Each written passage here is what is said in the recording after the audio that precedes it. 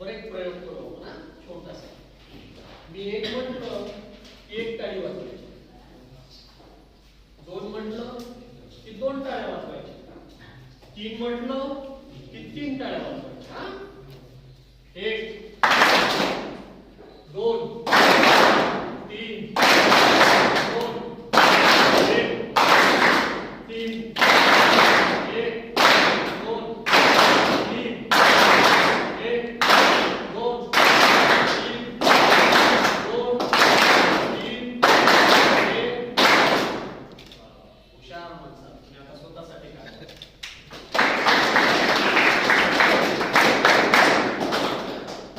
आता लक्ष द्या.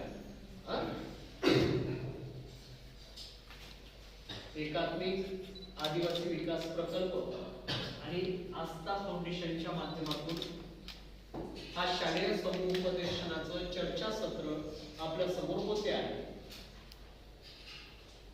आपण आता सर्व शिकणारे विद्यार्थी आहोत, बरोबर. मग शिक्षण घेत असताना आपला सगळ्यात मोठा धर्म काय आहे? अभ्यास करणं. काय आहे? दररोज अभ्यास केला पाहिजे. नक्की कोण कोण करते अभ्यास? कोण कोण करते? एक दोन तीन चार पाच. बाकी काय करतात? बर. जेवण कोण कोण करते? सगळेच करतात. मग जसे जेवण करतात तसा अभ्यास केला नाही पाहिजे का रे? केला पाहिजे ना. या शालेय समुपदेशन चर्चासत्राचा महत्त्वाचा उद्देश आपण लक्षात घेऊ. सगळ्यात पहिल्यांदा एक महत्त्वाची गोष्ट, आपल्या स्वतःला ओळखायला शिका. काय? आता स्वतःला ओळखणं म्हणजे काय?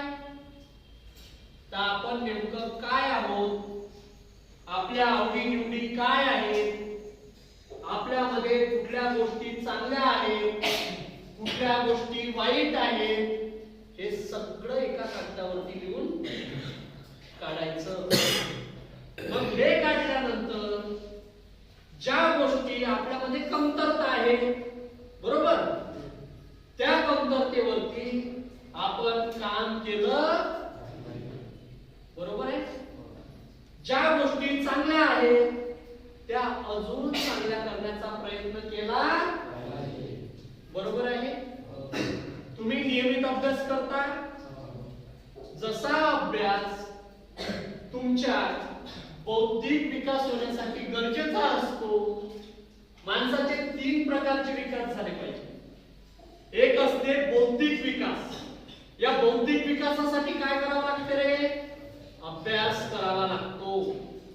दुसरा असतो शारीरिक विकास. शारीरिक विकासासाठी काय करावं लागतं? व्यायाम करावा लागतो. कोण कोण व्यायाम करतं? करता तुम्ही व्यायाम? दररोज करता? नक्की. आता तुम्ही बौद्धिक विकास तुमचा झाला, तुमचा शारीरिक विकास झाला, तर आपण या समाजाचा विकास करू, बरोबर आहे. मग त्यासाठी आपल्या हाती सध्या सगळ्यात मोठं एक प्रेरणा आलेला आहे, तो म्हणजे मोबाईल. आपला मोबाईल आपल्या हातात असते, आहे की नाही? मस्त आपण त्याच्यावरती दिवसभर रील्स स्क्रोल करतो. कोण कोण असं आहे रे याच्यामध्ये की आम्ही मोबाईल चालवतच नाही बा? कोण कोण आहे? सगळे चालवतात. कोण कोण असं आहे आम्हाला रील काय असतात हे माहितीच नाही? आहे का असं कोणी? सगळ्यांनाच माहिती आहे, बरोबर. सध्याच्या घडीला मोबाईल आम्ही नाही चालवतोय, हा मोबाईल आम्हाला चालवतोय, आहे की नाही? आता मला सांगायचं हे आहे, या मोबाईलच्या युगात मोबाईल जेवढा चांगला आहे, मोबाईल तेवढाच वाईट सुद्धा आहे. याच मोबाईलच्या माध्यमातून कित्येक सायबर क्राईमचे गुन्हे घडतात. आता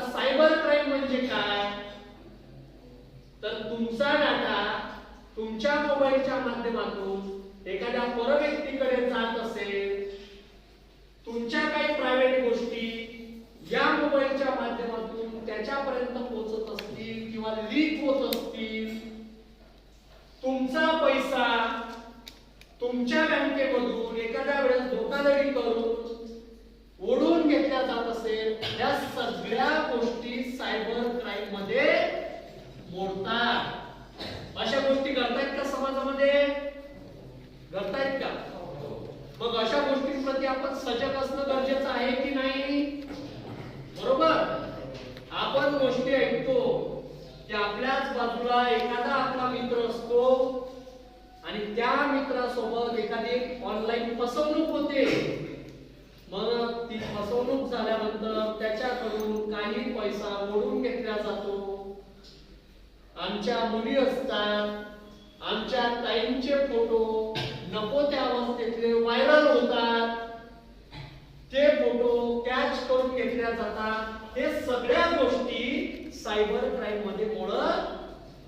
त्या सगळ्या गोष्टी आपण आजूबाजूला पाहतो ना, बरोबर आहे. या सगळ्या गोष्टी पाहत असताना या गोष्टींची म्हणजे या गोष्टी होऊ नये याची दक्षता घेणं गरजेचं आहे की नाही आहे? गरजेचं आहे. मग यासाठी आपण कुठली दक्षता घेऊ शकतो? तर सगळ्यात पहिली दक्षता ही आहे की कुठल्याच बँकेकडून तुम्हाला कधी कुठलाच पिन विचारला जात. एखाद्या वेळेस तुम्हाला जर असा कॉल येत असेल किंवा SMS येत असेल की पिन सांगा, अजिबात आपण सांगू. आपण सार्वजनिक ठिकाणी जातो, आपल्याला मोबाईलचं एवढं वेळ असते की आपण तिथले जे सार्वजनिक हॉटस्पॉट आहेत ते यूज करतो. एका सर्वेनुसार सर्वात जास्त डाटा हा या सार्वजनिक हॉटस्पॉटच्या माध्यमातूनच तुमच्याकडून कलेक्ट केला जातो. म्हणून अशा सार्वजनिक ठिकाणचे कुठलेच हॉटस्पॉट आपण यूज करू नये. अशा अनेक धोकाधडी आहेत. आता सध्याच्या घडीला आपण काही ऑनलाईन वस्तू खरेदी करतो, बरोबर. ह्या ऑनलाईन वस्तू खरेदी करत असताना फ्लिपकार्ट असेल, Amazon असेल, अशा वेबसाईट आहेत. तर त्या वेबसाईट वरून एखादी वस्तू आपण पाहतो व्हिडिओ की आपल्याकडे वस्तू आली, वस्तू मागितली होती मोबाईल, त्यातून निघाला साबणाचा खोका, पाहतो ना. ही धोकाधडी सुद्धा सायबर क्राईम मध्येच मोडल्या जाते. मला सांगायचं हे आहे की अशा गोष्टी जर तुमच्या आजूबाजूला घडत असतील तर तुम्ही त्याच्यावरती आवाज उठवला पाहिजे की शांत बसलं पाहिजे? आवाज उठवला पाहिजे. मग कुठं उठवायला तो आवाज तुम्हाला माहिती आहे का? ही तक्रार आपण कुठं कुठं करू शकतो? कुठं करू शकतो? असं काही घडलं आपल्यासोबत तर तक्रार आपण कुठं करू शकतो? कुठला नंबर आहे? काय नंबर आहे? 1999. ऐका, असा जर काही प्रकार तुमच्या सोबत घडत असेल तर लक्षात ठेवा, cybercrime.government.in नावाची वेबसाईट आहे. तुम्ही त्याच्यावरती तक्रार नोंदवू शकता. पर्याय क्रमांक 2, आपल्याच नजीक एखादा पोलीस स्टेशन असेल, त्या पोलीस स्टेशन मध्ये जायचं आणि तक्रार करायची. तुम्हाला योग्य तो न्याय फक्त तिथंच मिळू शकते. मग आजपासून तुम्ही लक्षात ठेवा, असा काही सायबर क्राईमचा गुन्हा आमच्या सोबत घडला तर आम्ही तिथे जाऊन तक्रार करू. दुसरी महत्त्वाची गोष्ट, आता आपण सर्व मुलं आहोत म्हणून बोलतोय, सध्याच्या घडीला पॉर्न साइट्स पाहण्याचं प्रमाण प्रचंड वाढलेलं आहे. आता तुम्ही फक्त सांगत नाही म्हणून, नाही तर प्रत्येकाला माहिती आहे की आपण त्या साइट्सना किती भेट देतोय. हा भारत जगातील पहिल्या 5 देशांमध्ये येतोय. पहिल्या 5 मध्ये म्हणतोय मी की सर्वात जास्त पॉर्न साइट्स या देशामध्ये पाहिल्या जातात. जे पहिले 5 देश आहेत त्याच्यामध्ये भारताचं सुद्धा नाव आहे. मग आपण कुठल्या दिशेने जातोय? हे चूक आहे की चांगलं आहे? चुकीचं आहे. याच्यापासून आपण दूर राहिलं पाहिजे, कारण याच पॉर्न साईटच्या माध्यमातून काही लिंक्स येतात. त्या लिंक्सच्या माध्यमातून सुद्धा तुमचा डेटा, तुमच्या वैयक्तिक गोष्टी, तुमचे वैयक्तिक फोटो समोरच्यांकडे जाऊ शकतात आणि एका प्रचंड मोठ्या संकटात आपण सर्व फसू शकतो. मुद्दा क्रमांक 2, आपण मुलं जरी असलो तरी आपण पाहतो आपल्या आजूबाजूला काही मुलांसोबत लैंगिक छळ होतात ना. खास करून 18 वर्षाच्या आतील जे मुलं किंवा मुली आहेत त्यांच्या सोबत हे प्रकार मोठ्या प्रमाणावरती घडतात.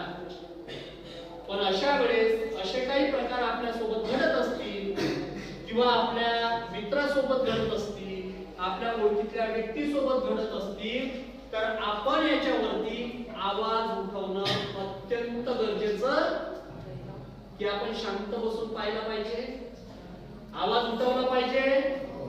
ओके, मग आता हा आवाज कुठे नेमका आम्ही उठवायचा, पुन्हा तोच प्रश्न.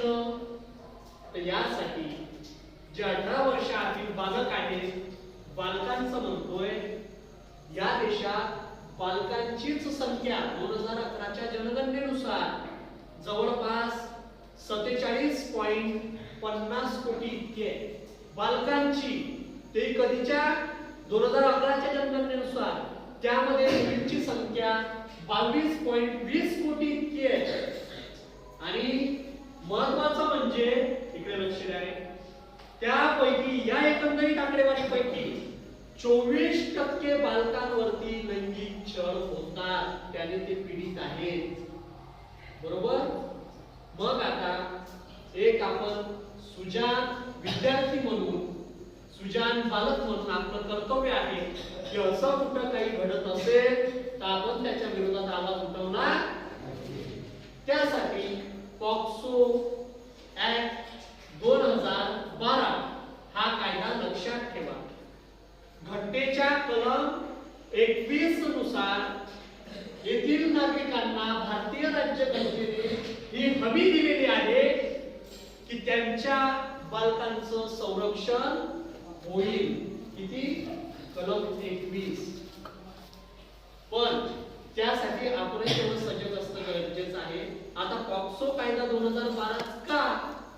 तर हा कायदा आपल्याला भीती काय असते, समजा अशी जर छळवणूक आपल्यासोबत एखादी झाली, आपल्याला सगळ्यात मोठी भीती काय असते, आपण जर बोललो तर आपल्या आजूबाजूचे काय म्हणतील, 4 लोक आपल्याला काय म्हणतील, आपले शेजारी पाजारी काय म्हणतील, आपले नातेवाईक काय म्हणतील, आणि या सगळ्या गोष्टींमध्ये आमचं नाव खराब होईल. भीती आहे ना आम्हाला.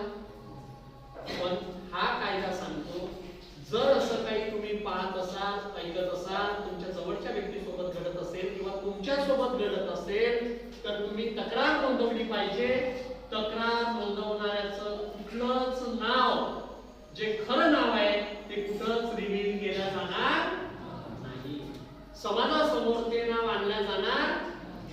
मुद्दा क्रमांक 2, ही तक्रार नोंदवण्यासाठी पोलीस तुमच्या घरी अगदी साध्या वेशात, जसे पाहुणे आपल्या घरी येतात तसे पोलीस तुमच्या घरात येतील. म्हणजे आजूबाजूच्यांना सुद्धा कानाची कुठलीच खबर लागणार नाही की यांच्या घरी कोण आलंय. मुद्दा क्रमांक 3, तक्रार नोंदवणारा आणि आरोपी यांना कधीच समोरासमोर आणलं जाणार नाही.